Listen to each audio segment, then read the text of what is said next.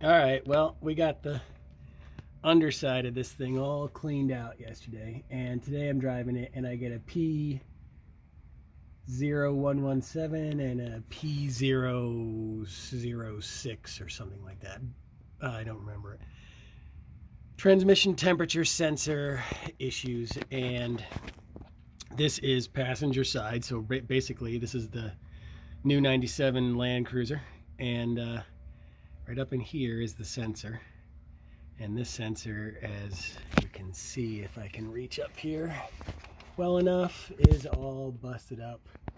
The wires are not hooked up, probably knocked something as I was cleaning it, because now it's in really good shape. But this is right where the oil pan, the transmission fluid pan and the transmission meet. It's right there.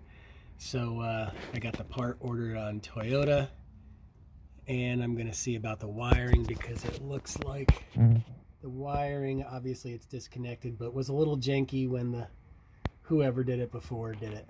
But that's the code. The part was 50 bucks, and I'm going to change the transmission fluid today is the plan, but this threw the code this morning, so you know, kind of is what it is. But that's it for now. We'll see how it goes.